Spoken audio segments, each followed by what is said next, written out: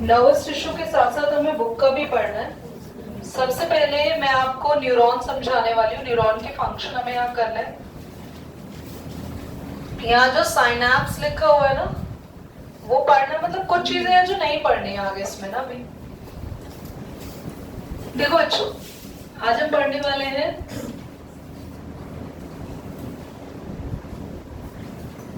Nervous tissue, जिसमें जो tissue बना होता है, this is formed by nerve cell. ये टिश्यू नर्व सेल से बनता है बच्चों। नर्व सेल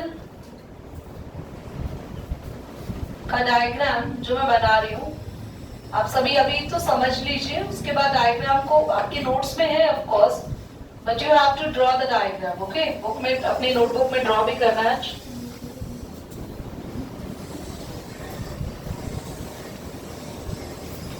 इस तरीके से ये जो हम बना रहे हैं बल्ब लाइक स्ट्रक्चर, इन्हें कहते हैं एक्सॉन एंडिंग या nerve ending. We have this neuron, और न्यूरॉन में सबसे आगे कुछ इस तरीके से ब्रांचेस होती है।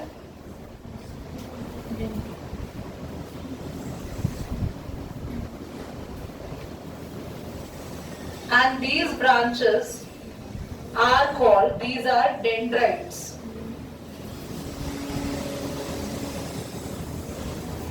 Now we have this neuron contain this central part. इस सेंट्रल पार्ट को डेंड्राइट से लेके इंक्लूडिंग इस पूरे को बोलते हैं सेल बॉडी। सेल बॉडी में बहुत सारा यहाँ पे लिक्विड भी होता है। That liquid is the cytoplasm.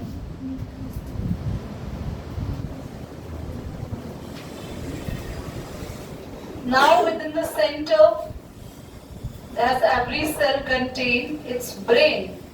सभी सेल का ब्रेन होता है, which is nucleus. Now the long tube coming from the cell body is the axon. और ये जो एक्सॉन होती है, ये इस तरीके से एक शीट से कवर होती है।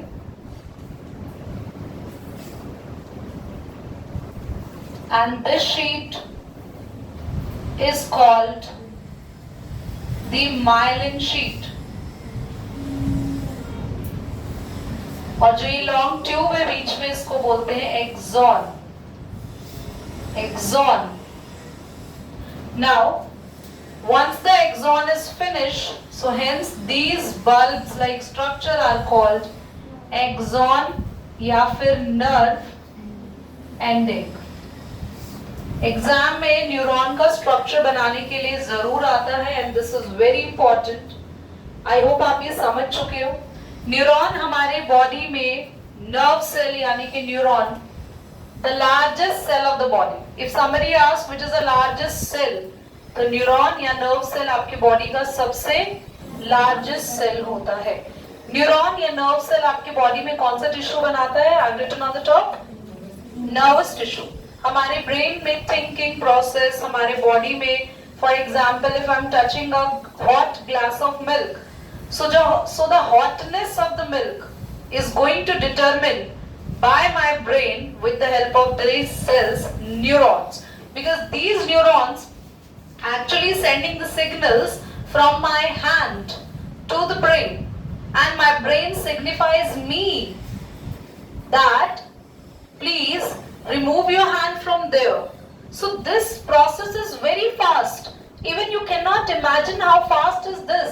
Suppose you touch a hot glass of milk, is it take few seconds to remove the hand from there? Or it will happen even the fraction of the seconds. It happens in the fraction of second, even if the time is going to be the less than seconds. So this is just because of the neurons, because neurons actually do all the processes very fast. I am talking to you, I am speaking right now, and you are listening by your ears, and you know what is the whole process is? Your ear is actually sending the signal by the help of to the brain, and your brain interpret the message. What I am saying is, You know, this is the very fast process. I am speaking. My voice is actually covering this path, the whole pathway. It enters in your ear. And once it enters in your ear, when your ear is finished, at the end of the ear, there are some neurons which carry the signals. They're sending to the brain. And your brain is responding. How beautiful is this? This is the phenomena which actually taken the time, which we cannot judge. It is how fast the phenomena is. Are you taking time while listening? No, na? I am speaking and simultaneously at that time you are listening the word. So neuron is actually the part of our body which sending the signal to the brain, which receiving the signal from the brain. If I am saying get up Mannat, so Mannat instantly gets up. Huh? So why the Mannat? Because the brain is saying, the teacher is saying get up. So I am saying the brain is actually getting the signal and brain is giving instruction to the Mannat also to stand up. So this whole process carrying on so fast just because of the neurons. Are you getting my point? What are the parts? Dendrites, cell body, nucleus, cytoplasm. The longest tube, the longest branch of the neuron is which is covering by a sheet. Actually students, why the sheet is there? Sometimes the signals travel which are the electrical signals. The signals are like current. So this can give you a shock. Have you ever feel shock in the body? Oh my God, really? You are feeling shock in the body? Students are saying yes ma'am. So I think you should go to the NASA. Your neurons are without myelin sheet. This myelin sheet is actually absorbing all the shocks, so won't you feel? Okay? You won't feel the shock because all the shocks, all the electric shocks are being absorbed by the sheet called myelin sheet. So if Givansh is actually feeling shock, Nandini is saying yes, Dimpy ऐसे करते no हो गया, फिर कार्तिक को भी shock लगता है body में. Oh my God, मतलब they are तो भाई रिसर्च, इसरो, नासा जहाँ जा सकते हो जाओ, बॉडी चेक कराओ अपनी. ओके क्लास, यहाँ पे आपके नोट्स में से अगर आप पढ़े कैसे हो? बढ़िया. ब्रेकफास्ट क्या किया आपने आज? ब्रेकफास्ट आलू के पराठे. Oh my God. The cells of the nervous tissue are highly specialized for being stimulated. Nervous tissue यहाँ लिखा है, वहाँ पढ़ रहे हैं. And transmitting the stimulus. Stimulus होता है बच्चों signal. Transmitting the stimulus very rapidly. Rapidly का मतलब रैपिडली, हाँ इसी से बना रैपिडो, रैपिड वर्ड से. Rapidly from one place to another place within the body, है ना दक्ष? तो बॉडी में सिग्नल को एक जगह से दूसरी जगह तेजी से पहुंचाने का काम कौन करता है? Nervous tissue. और उसमें कौन करता है? Cell, nerve cell. The brain, spinal cord and the nerves are composed by the nervous tissue. बच्चों, nervous tissue में खाली neurons नहीं आते हैं, आपका brain भी आता है. और brain signal receive या send कहाँ से करता है? Spinal cord. आपको पता है कभी-कभी spinal cord में गहरी चोट लगने के कारण उसका brain भी काम करना बंद कर देता है. किसी person का एक्सीडेंट हो गया, स्पाइनल कॉर्ड पे चोट लग गई, ब्रेन भी नहीं काम कर रहा, क्योंकि स्पाइनल कॉर्ड ही हमारे ब्रेन को सिग्नल्स देती है. इसलिए कहते सीधे बैठ के पढ़ो, कमर सीधी रखो. गिरे रहते हो, तुम्हारी स्पाइनल कॉर्ड को ही नहीं पता मुझे कैसे बिठाना है. अब देखो सब सीधे हो गए. Straighten your back everybody. या व्हाई? महल देखो एकदम से लंबा हो गया. नाउ ऋषि तो ऐसे बैठता है आराम से. स्पाइनल कॉर्ड की कोई परवाह ही नहीं है. ऐसा लगता है इनमें है ही नहीं spinal cord. The cell of this tissue called nerve cell, neuron. Each neuron has 3 parts. Cyton लिखा है, cyton उसी को लिखो, cell body को ही कहते हैं cyton. Cyton और लिखा हुआ है, लिखने की जरूरत नहीं. और cell body, dendrite and क्या है? Axon. Axon के साथ आप axon ending भी लिख दो. साइटोन के लिए क्या लिखा है? इट इज द, ये लो जी, तो उसे पेज भी फाड़ दिए नोट्स के. हाँ, साइटोन क्या है? It is the cell body of the nerve cell that has large central nucleus. Cyton क्या होता है? न्यूरॉन का सेल बॉडी. ये रहा हमारा सेल बॉडी. आप डायग्राम बनाएंगे ना तो भी यहाँ पे ब्रैकेट में मेंशन कर देना, इसका नाम क्या है, साइटोन। और ये लार्ज पार्ट होता है हमारे नर्व सेल का, न्यूक्लियस कैरी करता है, साइटोप्लाज्म कैरी करता है। लॉन्ग थिन हेयर लाइक चीजें इसमें से अराइज होती है, जिनका नाम क्या है, बोलो बच्चों, डेंड्राइट। नेक्स्ट में डेंड्राइट लिखा है, शॉर्ट ब्रांच फाइबर, छोटे छोटे फाइबर्स हैं जो कि नर्व इम्पल्स को रिसीव करते हैं। इधर देखो, जैसे मान लो मैंने टच किया है मार्कर, अगर मान लो बहुत हॉट है, गर्म है, तो मेरे हाथ में जो न्यूरॉन है उसमें से कौन सा न्यूरॉन का पार्ट सिग्नल को रिसीव करता है, डेंड्राइट। डेंड्राइट किसको देता है, सेल बॉडी। सेल बॉडी किसको देता है, एक्सॉन। एक्सॉन किसको देता है, एक्सॉन एंड। ठीक है, आगे आता है axon, single rod conducting fibre, मतलब एक लंबी सी फाइबर है extending from neuron that transmit the impulse away from the cell body। तो सेल बॉडी से impulse को आगे लेके जाने का काम कौन करता है, एक्सॉन। फंक्शन क्या है नर्वस टिश्यू के, कंट्रोल करता है बॉडी के एक्टिविटीज, कोऑर्डिनेट करता है। बच्चों आपका नर्वस टिश्यू ब्रेन से जुड़ा हुआ है, तो ब्रेन ही तो बॉडी की सारी एक्टिविटीज देखता है, साथ ही जो भी आपके बॉडी के बाकी के पार्ट्स को फंक्शन करने हैं वो भी ब्रेन देखता है। अगला, dendrite carry the nerve impulse toward the साइटोन। ये वाली लाइन करने की जरूरत नहीं क्योंकि ऊपर वाली लाइन से कॉपी हो रखी, क्रॉस कर दो। एक्सॉन डेंड्रॉन का कोई डिफरेंस नहीं करना। साइनैप्स पढ़ लो, कभी कभी आ सकता है। It is the function of the region of union of axon. Synapse की डेफिनेशन मैं लिखवा देती हूँ, साइनैप्स को आप लोग मेरी लैंग्वेज में लिखो। It is the gap between two neuron. It is the gap between two neuron. बच्चों इधर देखो, ये एक न्यूरॉन है, इसके पीछे एक और न्यूरॉन होगा, उसके पीछे एक न्यूरॉन, लाइन लगी हुई है पूरे न्यूरॉन की आपके बॉडी में। एक न्यूरॉन से दूसरे न्यूरॉन के बीच में थोड़ा सा गैप होता है, उसको बोलते हैं साइनैप्स। ठीक है, साइनैप्स क्या है, gap between two neuron. Plasma, sorry अगला न्यूरॉन है। न्यूरॉन क्या होता है, नर्व सेल, इलोंगेटेड, लंबा होता है, ब्रांच्ड होता है।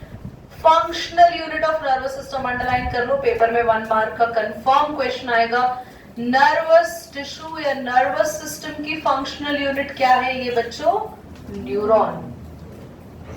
And specialised conduction of the impulse, मतलब इंपल्स का मतलब क्या है, स्टिमुलस, सिग्नल्स। आपके बॉडी में जो भी सिग्नल्स आते हैं उन सिग्नल्स को साइंटिफिक वर्ड में हम इंपल्स भी कहते हैं, स्टिमुलस भी कहते हैं। ठीक है, आगे प्लेटलेट्स और प्लाज्मा पढ़ने की जरूरत नहीं क्योंकि वो ऑलरेडी मैं ब्लड में आपको पढ़ा चुकी हूँ। ठीक है, एक बार नोट्स वापस कर दो बेटा, पॉज करेंगे एक बार आप। क्लास आप हमारी बुक में पेज नंबर 40 पे जो टॉपिक है types of joints we have to study. Joints हमें पढ़ने हैं हमारे बॉडी में जितने भी जॉइंट्स हैं। जॉइंट्स क्या होते हैं, जो एक बोन दूसरे बोन से कनेक्ट होती है तो वहां पे क्या बनता है, एक जॉइंट। ओके, सबसे पहले आप अपनी बुक में डायग्राम बना हुआ है, ये जो स्केलेटल सिस्टम का दिख रहा है साइड में, उसको देखेंगे। यहाँ पे आपको दिख रहा है कुछ फिक्स्ड जॉइंट्स है, कुछ पाइवट जॉइंट्स है, बॉल एंड सॉकेट जॉइंट्स दे रखे हैं, हिंज जॉइंट्स आपके दे रखे हैं। तो क्लास सबसे पहले हम आएंगे बॉल एंड सॉकेट जॉइंट पर। The shoulder joint allow the free movement of the arm.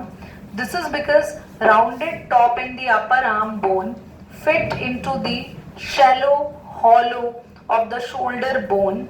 बेटा अंडरलाइन कर लेना यहाँ पे, the rounded top of the upper arm bone. Upper arm bone का जो टॉप है वो कैसा है, राउंडेड, एंड वो फिट होता है शैलो हॉलो शोल्डर में। देखो बच्चों, आप सब यहाँ पर अगर देखो तो यहाँ पे आपके शोल्डर के टॉप पे एक कर्व जैसी बोन है, अंदर शोल्डर खाली है, हॉलो है। ये कैसे पता चलेगा, अगर आप किसी पर्सन को बैक से टच करो ना, बैक मतलब आई एम सेइंग नहीं, ऐसे अब टच वच मत करने लग जाना क्लास के अंदर, तो ये पर आप हाँ ऐसा देख सकते हैं। आप किसी के भी शोल्डर को बैक से देखो, फ्रंट अगर मैं कैसे बताऊं, रुको बोला class, I am talking about that portion, that. आप सीधे हो जाओ, सीधे आपको ये पोर्शन जो होता है ना, इसके अंदर जो है हॉलो है, खाली है, बैठ जाओ जी। इसको ऊपर से कवर कर रखा होता है हमारे शोल्डर बोन ने। तो एक्चुअली ऐसे समझ लो ये हमारे हाथ है, ऊपर से कर्व बोन आई तो जॉइंट बन गया ना, तो शोल्डर के यहाँ पे क्या होता है, एक जॉइंट जिसको बोलते हैं बॉल एंड सॉकेट जॉइंट। ये कैसा होता है ध्यान से देखना, आगे लिखा है together with the collar bone. Collar bone कहाँ है, सबको पता है ये कॉलर बोन है आपकी, कॉलर बोन। पतले लोगों में ना कॉलर बोन दिखती है, पतले लोगों में। अब कोई है बहुत पतला तो आप उनकी कॉलर बोन देख या शायद, अच्छा एक मिनट, मैं आप सबकी कॉलर बोन नहीं दिखाने वाली, वही कोई इंटरेस्टेड है कोई नहीं है। So it's like here collar bone. आप बहुत ज्यादा पतले लोगों में आपको दिखेगा, वो तो खाली ऐसे स्ट्रेच करके भी टच कर देंगे तो आपको भी दिखेगा। आप स्ट्रेच करो अपनी नेक को, everybody stretch your neck and touch here, yes collar bone देखी, ये यहां से लेके पूरा यहां तक इस तरीके से फैली हुई होती है कॉलर बोन। बेटा एक मिनट बच्चे, we are talking about your body ना, तो अगर आप हंस रहे हैं तो अपने आप पे हंस रहे हैं, मुझे तो हंसी नहीं आ रही है पढ़ाते हुए। सो हमने शोल्डर जॉइंट पढ़ा जिसको बोलते हैं बॉल एंड सॉकेट जॉइंट, जिसमें हमारे पास शोल्डर में ऊपर एक कर्व बोन होती है, हमारे हैंड से जुड़ी हुई होती है। आगे एक फ्रंट पे कॉलर बोन है, कॉलर बोन आप टच कर सकते हैं अपनी अपनी और आप सबको दिख जाएंगी। नहीं तो आप नोटिस करो, आप यहाँ पर थोड़ा सा नेक के नीचे आओ तो आपको यहीं पे दो हड्डियां दिख जाएंगी, यहीं पे ये पूरी बोन्स एंड तक जा रही है, that is a collar bone. आप कॉलर बोन गूगल पे सर्च भी कर सकते हैं, आप स्केलेटल सिस्टम में देख भी सकते हैं, you can go and watch the image. आगे आते हैं क्लास, उसके बाद है फॉर्म्स द शोल्डर ग्रिडल। ग्रिडल मतलब आपके शोल्डर की ही एक बोन है, शोल्डर बोन में कॉलर बोन भी आती है, ग्रिडल भी आता है आपके पास, which connect the arm to the skeleton। Shoulder joint से ही हमारा आर्म जुड़ा होता है। और बच्चों अंडरलाइन कर लो कितने टाइप की मूवमेंट्स ये देता है शोल्डर हमें। फॉरवर्ड हम शोल्डर को मूव कर सकते हैं, बैकवर्ड, साइडवेज, सर्कुलर भी घुमाते हैं ना, ऐसे शोल्डर को घुमा सकते हैं ना शोल्डर को हम, फॉरवर्ड भी, बैकवर्ड भी, साइडवेज भी। तो हमारे शोल्डर में इतनी सारी मूवमेंट क्यों होती है, क्योंकि यहाँ पर है बॉल एंड सॉकेट जॉइंट। आगे आते हैं हिंज जॉइंट। बेटा हिंज जॉइंट कहाँ होता है, ध्यान से देखेंगे। अनलाइक द शोल्डर, अगर आप हिंज जॉइंट की बात करें तो ये आपके पास स्ट्रेटन्स इन वन डायरेक्शन, एक ही डायरेक्शन में होता है, लाइक अ डोर हिंज। जैसे डोर आपका एक ही डायरेक्शन में खुलता और बंद है ना, पूरा खोल देंगे तो आपका वही, देखो आप अपना हाथ ऐसे कर सकते हो, हाँ, पर हाथ उल्टा ऐसे कर सकते हो, ये उल्टा मुड़ सकता है इधर, ये चीज इधर आ रही है ऐसे, ये चीज सीधी भी हो रही है, नीचे क्यों नहीं जा रही है, उल्टा ऐसे। मतलब सपोज मान लो ये जॉइंट है, ऐसे जा रहा है, दिख रहा है सबको मेरा हाथ, जिनको मेरा हाथ नहीं दिख रहा वो पिटेंगे, ये ऐसे जा रहा है हाथ, कि ऐसे क्यों नहीं हो जाता हमारा हाथ पीछे, नहीं हो सकता है ना। करके मत देखना, दोस्त को बुलाओ कि तेरा जॉइंट चेक करूं मैं, क्योंकि इसकी एक ही डायरेक्शन में मूवमेंट होती है। ये हमारे नी में भी होता है, पैर भी हमारा अंदर की तरफ ही मुड़ता है। कभी देखा है पैर हमारा ऊपर की तरफ ऐसे मुड़ गया, ये घुटना है हमारा, नी और पैर ऐसे मुड़ गया ऊपर, आगे जी हमारे फीट नहीं आ सकते, क्योंकि ये देखो शिवानी हंस रही, पढ़ मत लेना बेटा। आगे आते हैं आपके पाइवेट। प्राइवेट जॉइंट नहीं है, कुछ बच्चे इसको प्राइवेट पढ़ते हैं, नहीं, pivot joint. Now try shaking your head, no, place hand at the back of your neck and feel the gentle movement. How does the neck move so freely? The skull is connected to the backbone through the pivot joint. देखो class, ये this is the joint. आपकी नेक जहां से हिलती है, move होती है, ये तो आपकी स्पाइनल कॉर्ड से आपका स्कल कनेक्ट होता है, that is your pivot joint, which allow the head movement। तो आपकी हेड मूवमेंट होती है, और ये मूवमेंट भी मतलब स्लाइट ही हो सकती है, इधर इधर, पूरी मुंडी घूम सकती है पीछे आपकी, ऐसे इतनी इतनी इतनी तो हो गई पूरी एकदम कड़क, नहीं तो ऊपर हो जाएंगे हम। क्या मम्मी ऐसा कर लेती है, सुपर पावर। आगे आते हैं फिक्स्ड जॉइंट। क्लास स्कल, देखो स्कल का ना ये जॉइंट फिक्स है, क्या आप ये पार्ट हिला सकते हो थोड़ा सा, मतलब ऐसे जैसे ये आधा मुंह हिला सकते हैं टेढ़ा, ये पॉइंट कैसे है आपके, मूवमेंट नहीं होती यहाँ पे, पूरा ये एक साथ हिलेगा, कभी ऐसा हो रहा है आधा इधर जा रहा है आधा इधर नहीं जा रहा, क्यों? क्योंकि फिक्स्ड जॉइंट्स है, which means the bone and the skull cannot move, it keeps the brain safe. अच्छी बात है नहीं हिल रहा है ताकि हमारा ब्रेन अंदर कैसा रहता है, सेफ। रोहित पढ़ना, ऋषि पढ़ो बेटा। रेडी टू गो बियॉन्ड में साइड में एक पैराग्राफ बना, उसको पढ़ेंगे हम लोग। Stem cells and the bone marrow are the special cells can divide and make a new cells. Underline करना, in a bone marrow transplant stem cell from a healthy person give rise to the patient and have blood cancer called like leukaemia और the disorder such as thalassaemia. बच्चों सुनो, जिनको blood cancer होता है ना और जिनको थैलेसीमिया होता है, एवरीबॉडी मेरी बात को बहुत ध्यान सुनेंगे। कितने बच्चों ने, एक बच्चे से पूछा जाएगा जो है, चलो अब ध्यान दो यहाँ पे। स्टेम सेल क्या होता है? आपके बॉडी में ऐसे स्पेशल सेल्स हैं जो खुद ब खुद ब्लड को बनाते हैं, प्रिपेयर करते हैं। बच्चों जिनको थैलेसीमिया होता है ना, उनकी बॉडी में ब्लड नहीं बनता। थैलेसीमिया दो टाइप का होता है, मेजर और माइनर। अगर आपको माइनर थैलेसीमिया है तो कोई मेजर ऐसे सिम्टम नहीं होते, पर अगर किसी को मेजर थैलेसीमिया है तो उसकी बॉडी में ब्लड नहीं बनेगा, तो बोन मैरो ट्रांसप्लांट कराते हैं। ब्लड कैंसर में भी बोन मैरो ट्रांसप्लांट कराना होता है। बोन मैरो क्या हो गया बच्चों? हमारी बोन में ना कहीं कहीं पे होल्स होते हैं थोड़े से, उनके अंदर स्पेशल सेल्स होते हैं जो हमारे बॉडी में ब्लड को बनाते हैं। हमारे बॉडी के अंदर WBC, RBC वो सब वही बनाता है, क्योंकि मैंने आपको पढ़ाया भी था कि ब्लड की एक लाइफ होती है ना। RBCs तो खाली 4 महीने तक ही जिंदा रहते हैं, तो सोचो अगर बार बार आपके RBCs मर जाते हैं और अगर नए बनाने वाले सेल्स ही ना हो तो क्या होगा? डेथ हो जाएगी। इसलिए थैलेसीमिया, ब्लड कैंसर वाले लोगों को हर कुछ टाइम के बाद ना बॉडी में ब्लड चढ़वाना पड़ता है, ब्लड लेना पड़ता है, क्योंकि उनकी बॉडी में ब्लड खुद से फॉर्म नहीं होता। तो कौन से सेल्स है जो ब्लड बनाते हैं? बोलो, स्टेम सेल्स। कौन से? Stem cells. आगे आते हैं स्केलेटल सिस्टम के बारे में पढ़ेंगे, लास्ट टॉपिक है बच्चों, उसके बाद आपका ये खत्म हो गया।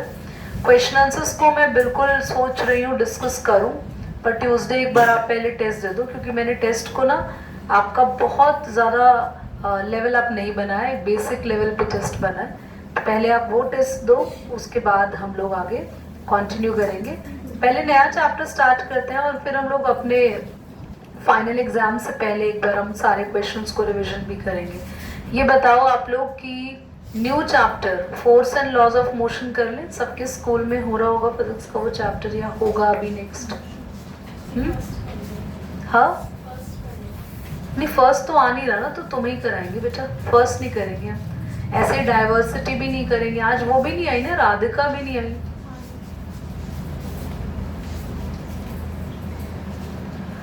Skeletal system. The skeletal system consists of the framework of bones. बच्चों, skeletal system में हमारी पूरी bones आती हैं जो कि strength देती हैं, ताकत देती हैं, जिसमें क्या क्या आता है अंडरलाइन करो। skull, vertebral column, rib cage। बच्चा skull पता है आपको क्या होता है? आपकी खोपड़ी, skull। vertebral column पीछे रीढ़ की हड्डियां होती हैं, उनको बोलते हैं। रिब केज आपकी चेस्ट बोन्स होती है जिनके अंदर लंग्स होते हैं, सारी चेस्ट बोन्स को रिब केज कहते हैं। From the base of the skull it extend from the flexible column called the backbone. ये वर्टिब्रल कॉलम को ही बैकबोन कहते हैं, अभी मैंने बताया। Made up of series of small bones called vertebrae. आपकी रीढ़ की जो हड्डियां हैं, बैकबोन है, उनमें छोटी छोटी बोन्स होती हैं और हर बोन्स को हम क्या बुलाते हैं? वर्टिब्रे। आप डायग्राम में अभी आपको क्लास में दिखाती हूँ, एंड करने के बाद जब मैं अपने फ़ोन का रिकॉर्डिंग बंद कर दूंगी तब दिखाऊंगी आपको। स्पाइनल कॉर्ड जो होती है उसमें एक बोन, दूसरी बोन, तीसरी बोन, एक एक करके बोन्स जुड़ी होती है और उन बोन को बोलते हैं वर्टिब्रे। याद रखना, स्पाइनल कॉर्ड की छोटी छोटी बोन्स को क्या बुलाते हैं? वर्टिब्रे।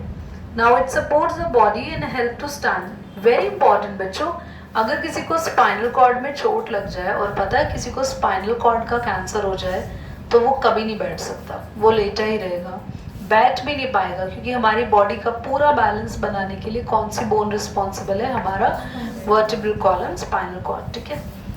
नाउ एग्जैक्ट वर्टिब्रा और कार्टिलेज एंड डिस्क। बच्चों आपको पता है हर वर्टिब्रे के बीच में प्रॉपर गैप होता है। अगर एक वर्टिब्रे भी अपनी जगह से इधर उधर हिल गई ना, तब भी आप खड़े नहीं हो पाएंगे।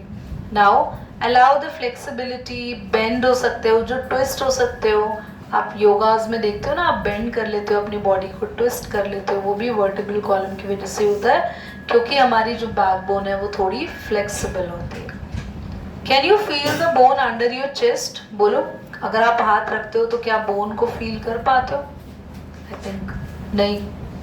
पर हाँ, आप लोग किसी पतले बच्चे को देखो ना, अगर बहुत पतले बच्चे को, उसको बोलो सांस ले, उसके ना फेफड़े भी दिखने लग जाते हैं, है ना। चलो आगे, दीज आर योर रिब्स। तो अगर आप ऐसे किसी छोटे से बच्चे को, पतले से बच्चे को सांस लेने को बोलो, तो आप देखना उसके तो पूरे लंग्स की शेप आ जाती है। इमेजिन कर पा रहे हो आप लोग? यस, उन्हें रिब्स कहते हैं। रिब केज एक्ट लाइक, बेटा अंडरलाइन कर लेना, you have 12 pair of ribs. आप ध्यान से देखो, जो साइड में स्केलेटन बना हुआ है ना, पेज नंबर 40 पे ऊपर, है ना, बना हुआ है स्केलेटन पेज नंबर 40 पे ऊपर। तो ये जो नेक के नीचे है ना, जो ये लंग्स जहां होते हैं, ये पूरा रिब केज है बच्चों आपका।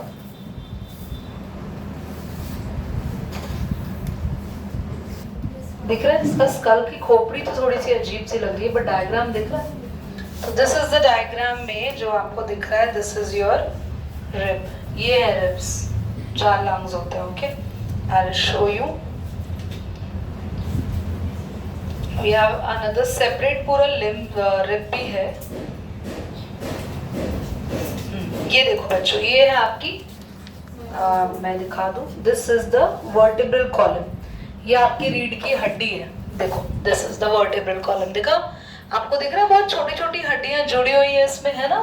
तो this is the vertebral column. And now I will show you the rib cage. वो भी पूरा एकदम प्रॉपर यहाँ दिया हुआ है। ये रिब केज जहाँ आपका लंग होता है, this is the rib cage. So this is the rib cage बच्चों, कैन यू सी दैट? ये हर एक बोन जो है वो स्पेसिफिकली जो आपके पास है, ये सर्कुलर मोशन, सर्कुलर में होती है। और टोटल कितनी हड्डियां हैं इस पूरे रिब्स में? कितने पेयर हैं टोटल? 12 पेयर्स होता है। स्टार्ट करें आगे पढ़ना।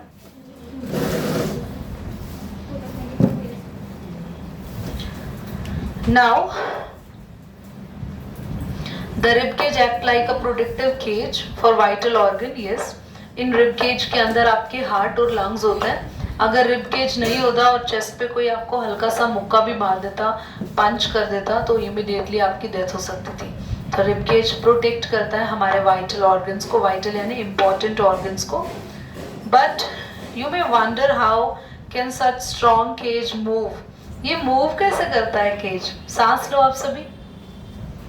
आपका रिब केज ऊपर आ गया, छोड़ भी दो, कहीं पता चले ऊपर ही जाके सांस छोड़ेंगे हम तो सीधा। तो सांस छोड़ देंगे तो रिब केज कहाँ आ गया? तुमने तो सांस ही नहीं ली। Take a deep breath. तो तुसी रिब केज नहीं हिला पा रहे हो अपना। Keep your hand on your chest everybody. Now take a deep breath. आगे रिब केज ऊपर, शोल्डर नहीं आने ऊपर। तो ये मूवमेंट कैसे हो रही है? ये हैरानी तो होती है ना, इतनी स्ट्रॉन्ग बोन्स हिल कैसे रही है हमारे बॉडी में? तो इसके पीछे पूरा एक मैकेनिज्म्स है जो कि आप पढ़ोगे 10th क्लास के अंदर। यहाँ ऐसा नहीं है। आपके बुक में एक लाइन में दे रखा है, वो एक बार देख लेते हैं क्या दे रखा है। The ribs are attached to the spine and the back of the breast bone in the front. They are joined by the flexible cartilage. यहाँ तक अंडरलाइन कर लो, डिटेल में नहीं दे रखा ये बच्चों। जो आपकी फ्रंट में रिब्स है, बैक में क्या है? आपकी रीढ़ की हड्डी, वर्टिब्रल कॉलम। ये आपकी ब्रेस्ट बोन, आपकी चेस्ट बोन, ये सारी की सारी बोन्स जो होती है, ये आपस में फ्लेक्सिबल कार्टिलेज से जुड़ी होती है। तो कार्टिलेज मूव हो सकता है ना। देखो, touch this part, cartilage can move, है ना। This is the cartilage. तो ऐसे वो कार्टिलेज जो हमारे लंग्स बोन्स में है वो मूव कर सकता है। इसी वजह से हमारी चेस्ट कैविटी ऊपर नीचे आ सकती है। तो क्लास आपको मैंने बता दिया आपका रिब केज कैसे मूव करता है, फ्लेक्सिबल कार्टिलेज के through. Now this flexibility allow the rib cage to expand. आपका जब ब्रीदिंग होते हो, ब्रीद करते हो, तो आपका रिब केज एक्सपैंड हो जाता है जब गैस अंदर जाती है आपके बॉडी में। जब गैस बाहर निकलती है तो आपका रिब केज रिलैक्स हो जाता है। This movement increases decreases space in the chest, इसकी वजह से आपका चेस्ट का स्पेस कम और ज़्यादा होता है। जब चेस्ट का स्पेस ज़्यादा होता है तो एयर अंदर एंटर करती है, और जब चेस्ट का स्पेस कम हो जाता है तो एयर बाहर आ जाती है, allowing the air to move in and out into the lungs. Injury to the ribs, ये बहुत इंपॉर्टेंट है। अगर रिब्स में कोई भी इंजरी होती है तो ब्रीद करना बहुत मुश्किल हो जाता है, तो रिब्स में चोट लगना it's being very difficult to handle. Class ये चैप्टर आपका यहाँ पर पूरा हो गया। एक मिनट पीछे ना यहाँ पे दे रखा है थिंक एज अ साइंटिस्ट, तो नहीं ये कुछ नहीं करना है।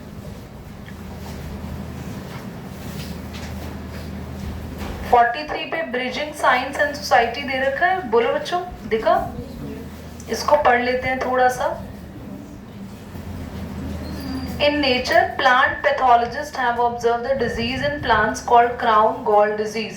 बच्चों प्लांट्स के अंदर एक डिजीज हो जाती है जिसका नाम है crown gall. In this disease tumour like swelling, plant में स्वेलिंग होने लग जाती है, जिससे हमारे बॉडी में कैंसर होता है। कैंसर आपको है? अभी किसी को है? हम सबको कैंसर है, हम सबकी बॉडी के अंदर कैंसर है, पर अभी वो कैंसर एक्टिवेट फॉर्म में नहीं है। सबकी बॉडी में कैंसरस सेल्स होते हैं बच्चों, you all have cancerous cells, but it is not in the activate form. कब एक्टिवेट हो जाता है? सिगरेट पीने से एक्टिवेट हो जाता है, बहुत ज़्यादा अल्कोहल पीने से, लाइफस्टाइल खराब रखने से, केमिकल्स के कांटेक्ट में ज़्यादा आने से। सो this is being affected. So if your lifestyle is not good, if you are eating daily outside food and all, you are coming in contact with the chemicals daily, so your cancerous cells are ready to be activated. So let's wait and watch for that. Yes, of course. If you shampoo your hair, then can be the cancer enter in your body. Shall we? Yes, but we cannot avoid it, of course, but we can use at least the, कहते हैं ना paraben free, sulphate free, तो वो इसीलिए बोलते हैं sulphate is a major cause of the cancer. Okay चलो, तो प्लांट में भी कैंसर होता है तो उसका डिजीज का नाम क्या है? क्राउन गॉल डिजीज, ठीक है। और on the stem due to the rapid uncontrolled, पता है कैंसर बीमारी में होता क्या है? हमारे सेल्स ना डिवीजन करते ही रहते हैं, रुकते ही नहीं है, डिवीजन होता रहता है, इतना डिवाइड कर जाते हैं, सेल्स के डिवाइड करते करते फट जाते हैं और पर्सन की डेथ हो जाती है। ये होता है कैंसर। तो यही प्लांट में हो रहा है, सेल डिवीजन रुक नहीं रही है, तो ये disease caused by the bacterium. Plant में तो पता चल गया किस बैक्टीरिया की वजह से होती है, एग्रोबैक्टीरियम ट्यूमीफेशियंस, नेम है अंडरलाइन कर लो, Agrobacterium tumefaciens. Instead of only trying the cure of the disease, scientists studied how the bacterium transfer the genetic material to the plant, and this knowledge was later used in the plant culture, genetic engineering. Today, the agrobacterium used to introduce the useful genes in the plants and the production of the valuable phytochemical improved crops, disease-resistant varieties. किसी भी बच्चे को ये समझ नहीं आएगा paragraph, कितना ही अच्छी इंग्लिश क्यों ना हो। अब मैं समझा दूं, मुझे तो इतनी जल्दी आ गया। और ये बहुत इंपॉर्टेंट बात है, बड़े ध्यान से सुनना और आप सब अपने टीचर से पूछना। I'll bet you very few teachers can able to answer this, because इसके लिए उन्हें 12th क्लास के बायो की नॉलेज होना बहुत जरूरी है, नहीं तो वो आंसर नहीं कर पाएंगे। बहुत इंटरेस्टिंग बात बता रही हूँ, बहुत ध्यान से सुनना, आपको बहुत मजा आएगा इसको सुन के। ये जो बैक्टीरिया है ना, ये बैक्टीरिया प्लांट के अंदर घुसता है और प्लांट के डीएनए को चेंज कर देता है, डीएनए जीन्स को। डीएनए सुना है ना? हमारे बॉडी के सेल के अंदर न्यूक्लियस है न्यूक्लियस, और न्यूक्लियस के अंदर होता है हमारा डीएनए, और डीएनए पे एक्चुअली हमारी जीन्स छुपी होती है। तो ये एग्रोबैक्टीरियम ट्यूमीफेशियंस नाम का बैक्टीरिया प्लांट में घुस के प्लांट के जेनेटिक लेवल पे चेंज कर देता है, प्लांट की जीन्स को चेंज कर देता है, मॉडिफाई कर देता है, प्लांट में बीमारी आ जाती है। और हम ठहरे साइंटिस्ट, भारत सुनो, हमने क्या किया? हमने कहा बैक्टीरिया तू जा, बैक्टीरिया को भेजा। और पता है हमने क्या किया? बैक्टीरिया के अंदर से वो फॉल्टी जीन निकालकर अपनी मनपसंद की जीन डाल दी, जो काम हम प्लांट में करवाना चाहते हैं। नहीं समझ में आया? बैक्टीरिया किस में एंटर करता है? प्लांट में, और प्लांट के अंदर अपनी जीन्स, फॉल्टी जीन्स को प्लांट को दे देता है और प्लांट में बीमारी हो जाती है। मान लो एक ऐसे एग्जाम्पल से समझते हैं कि आपके घर मान लो किसी और के घर, आपके घर क्यों, सॉरी, किसी और के घर चोर आने और वो चोरी करके लेके जाएंगे और चाकू छुरी वगैरह गलत गलत चीजें लेकर आ रहे हैं। उन्हीं चोरों को चेंज करके फूलों का हार दे दें, बुके दे दें, केक दे दे, तो चोर तो है, पर वो अब काम गलत जो करने आ रहे थे वो नहीं कर रहे, कुछ और कर रहे हैं, हमारी मर्जी से कर रहे हैं।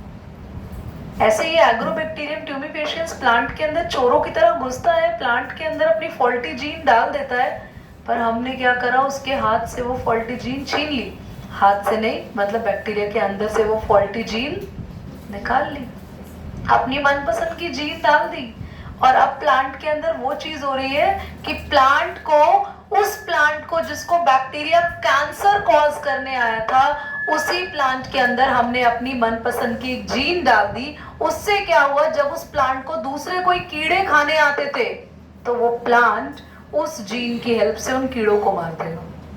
तो मतलब बैक्टीरिया तो जाएंगे प्लांट में, पर उन बैक्टीरिया से कैंसर नहीं जाएगा, क्या जाएगा, प्रोटेक्शन जाएगी। उन प्लांट को उन बैक्टीरिया से अब प्रोटेक्शन मिल गई। तो ये प्रोसेस था यहाँ पर, समझ में आया? एकांश क्या समझ में आया?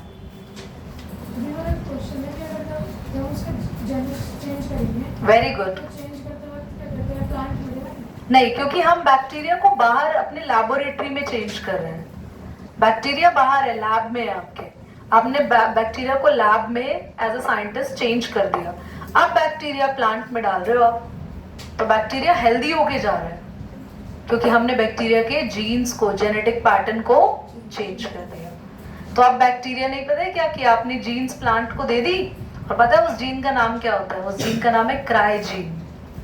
क्राइजीन, क्राई का मतलब क्या हुआ, अब उस प्लांट को जब खाने आते हैं छोटे छोटे इंसेक्ट्स, तो जब वो इंसेक्ट प्लांट को खाते हैं तो खाते ही वो इंसेक्ट्स मर जाते हैं। बैक्टीरिया नहीं, कौन खाने आ रहा है? इंसेक्ट खाने आ रहा है। तो मतलब हुआ क्या, एक तो बैक्टीरिया भी अच्छा हो गया और ऊपर से दूसरे कीड़े मकोड़े भी हमने उससे मार दिए, क्योंकि प्लांट के अंदर हमने एक वेपन भेज दिया, एक पावर भेज दी, जिसका नाम क्या है? क्राइजीन। और उस जीन को किस में डाल के भेजा है? बैक्टीरिया में। समझ आया? पक्का? चलो, तो ये एक एक्स्ट्रा एडिशनल नॉलेज मैंने आपको दे दी, और अब मिलेंगे हम नेक्स्ट क्लास में, बट हमारे पास कुछ टाइम है, तब तक मैं सुन रही हूँ आप लोगों से।